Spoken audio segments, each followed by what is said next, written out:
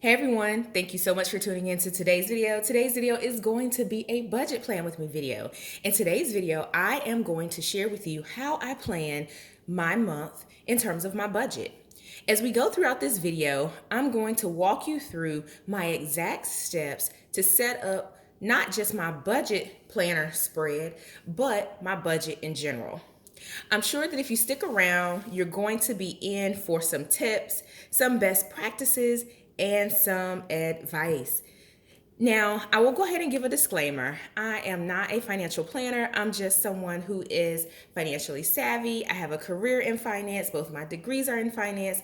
I love finance just as much as I love all things planning. So in today's video, I'm going to walk you through my monthly budget planner setup, my financial goals, and my bill pay tracker. In the past, I've done videos where I talked about my financial goals. I may have talked a little bit about my bill pay tracker, but I've never brought the whole process together. That's the goal of this video. But first things first, if you're new, hey, welcome. My name is Coach D, and I love all things planning. Here on my channel, I share pieces of my life with the hope of helping you to balance, grow, and succeed in yours. Let's get started with the financial goals. Before I think about the bills that are due, before I think about how my month will go, I like to set financial goals. For me, that's step one. Now, if you're not into paper planning, that's okay. You can follow this same process in Microsoft Excel, in an app, or quite frankly, on the back of a napkin. Now, I don't recommend the back of a napkin because that can get thrown away. But nonetheless, my point is you can practice this method with whatever tools you have. We are getting close to the end of the year, and one of the things that I like to do is budget and account for the holiday season. That will become a part of my financial goals. During the month of November, there's Thanksgiving, and then there's also Black Friday. Black Friday gives us an opportunity to save, for the most part, on some of the things that we would purchase for gifts and things of that nature, things for our home. So I do want to account for that in terms of my savings goals. In terms of my financial goals, excuse me. So I went ahead and pulled out some sticker books. So I have my budget sticker book. This is the Create 365 Happy Planner sticker book. Sometimes you'll hear it referred to as me and my big ideas, but it is the Happy Planner sticker book. I have budget planning goals, and I also have the habit sticker book as well. I like the stickers in here just for the color scheme, and I'll probably incorporate some of these into today's spread for some motivation. And I need something to put at the top for my goals. That's what I'm looking for. Now, I think I'm going to stick with kind of the gold lettering this month. I'm not sure if that's picking up really well on camera with the light, but it is gold. And my goal setting book, I have a few others that are in gold as well. So I believe I'm going to stick with these types of stickers.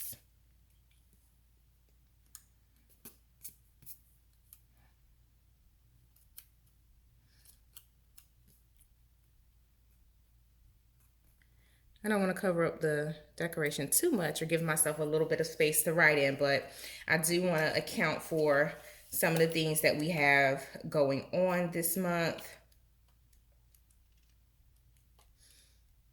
When I'm setting my financial goals, I like to consider the activities of the month. For example, I consider holidays, birthdays, special events, things on my calendar, any types of hair appointments, spa days, nail appointments, etc., etc. So I like to account for those as well when I set up my financial goals and my financial to-dos.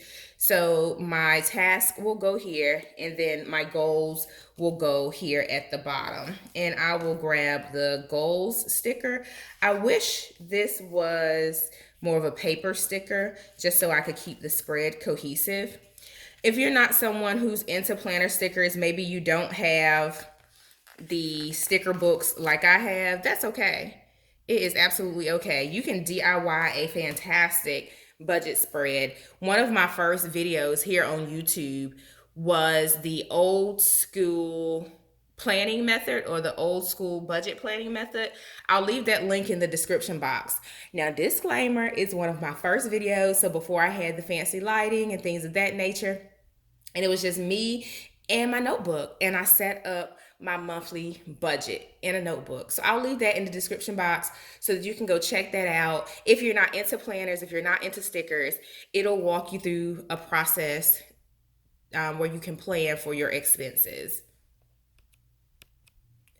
One of the things that I talk a lot about is not planning in a bubble. As many of you know, I offer coaching and consulting services, and the Plan With Me services are one of my favorite. Actually, for to be honest, all of my coaching services are my favorite. That's why I offer them. But when I talk about planning to prosper, I always encourage individuals to not plan for things in a bubble. What that means is, if you're planning for your financial goals, your finances, your budget, don't plan just based on the numbers. Plan based on the season that you're in, plan based on your lifestyle, plan based on what's coming up. So it's important to account for your day-to-day activities that will pull on your budget. So for example, I did account for hair appointments for myself and my girls. They are an investment in terms of how we keep our hair. I also accounted for medical copays. My son will start with a specialty service, so that will come with a copay and potentially some out-of-pocket expenses. I'm not 100% sure at this time, but I do want to keep an eye on it. Also, there's Thanksgiving grocery shopping. I will need to get an oil change for my car. I believe my husband is due for an oil change. And then next month, I believe one of our cars or property tax or something like that is due. So we want to account for those types of things in terms of our goals and our task. Now that I have my goals outlined, the next step is to account for my bills. There are two ways that I like to account for my bills.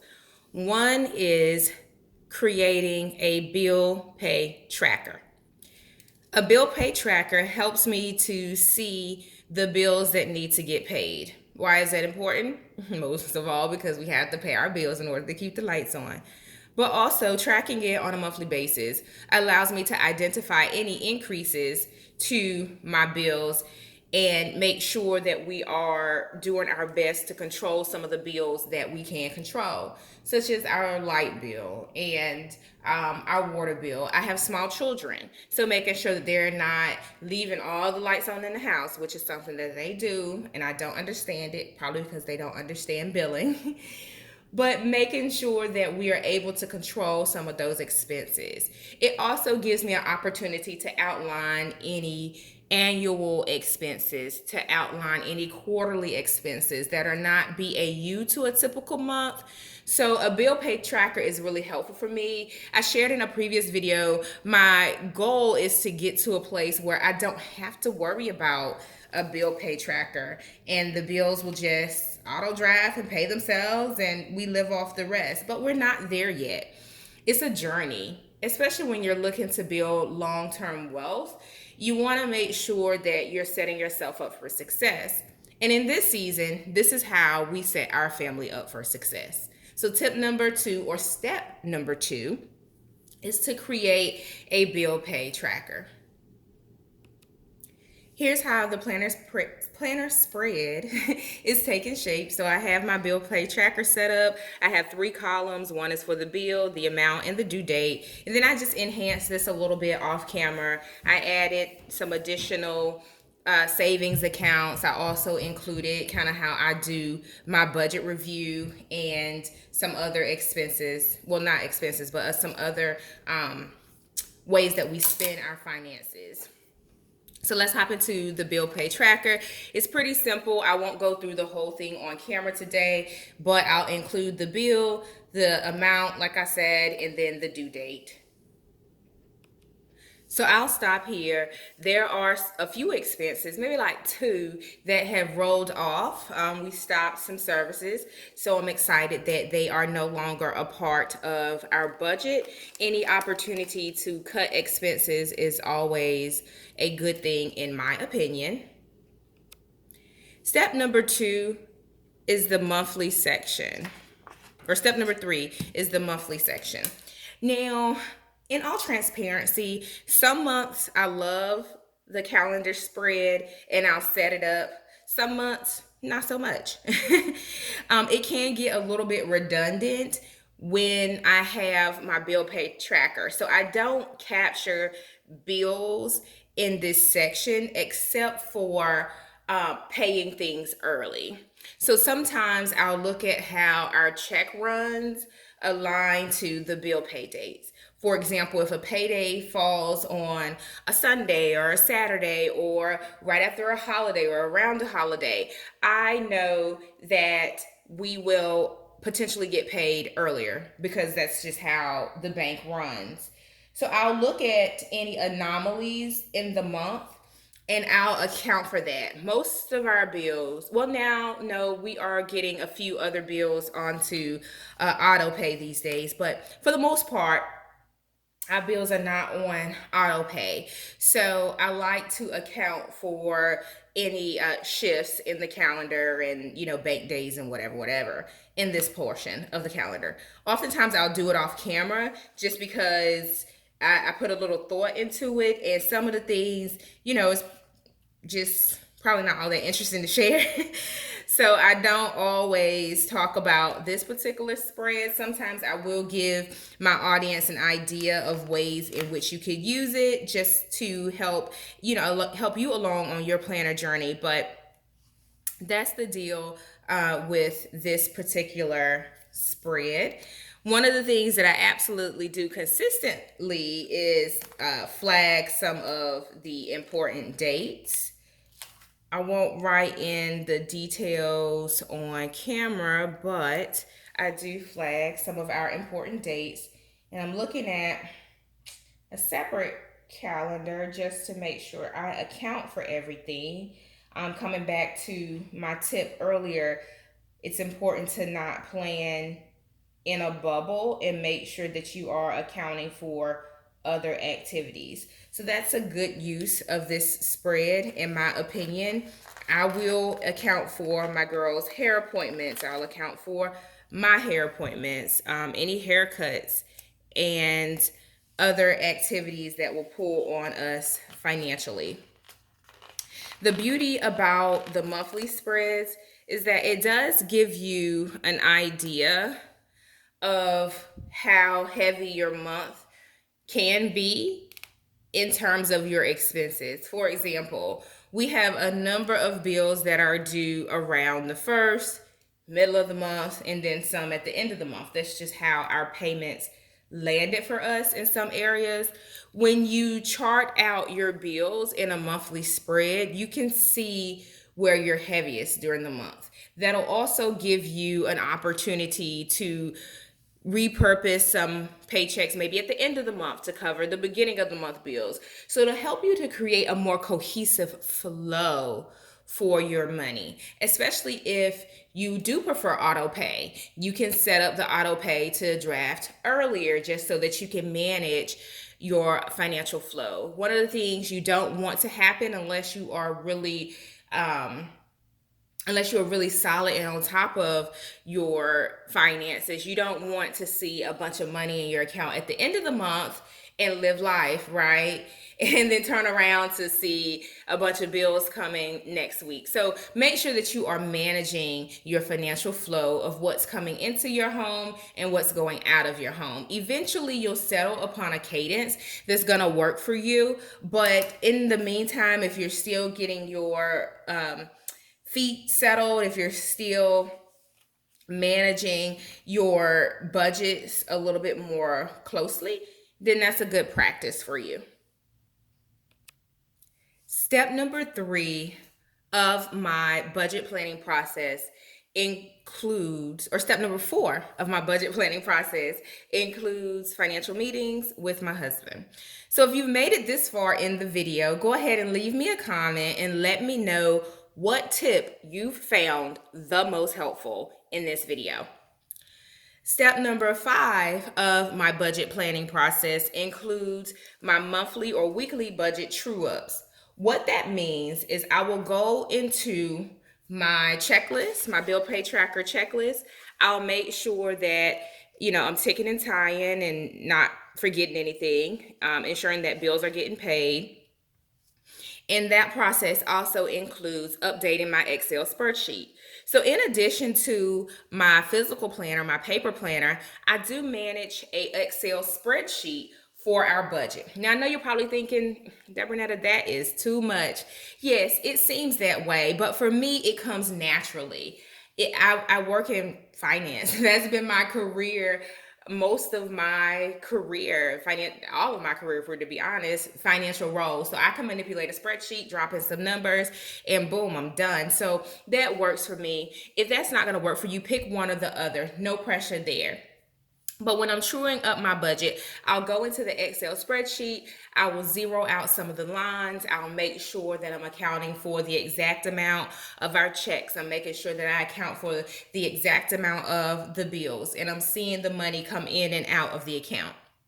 It also gives me an opportunity to track towards some of the budget review line items, such as how much we're spending dining out, how much we're spending on gas. If we're doing any light travel, we're not doing a whole bunch of travel these days, but if we're going to visit a family member for a quick stay, then I'll account for how much we're spending on those types of activities. At the end of the day, the way I view our budget is that I want to make sure we are not spending more than what we're making. If we do that, then we'll get in a situation of debt. My other goal is to make sure that we are accomplishing our financial goals and that we're saving for the long term. We're saving for emergencies. We create the sinking funds. So that's the purpose and my thought process behind my monthly budget planning. I hope that you found this video helpful.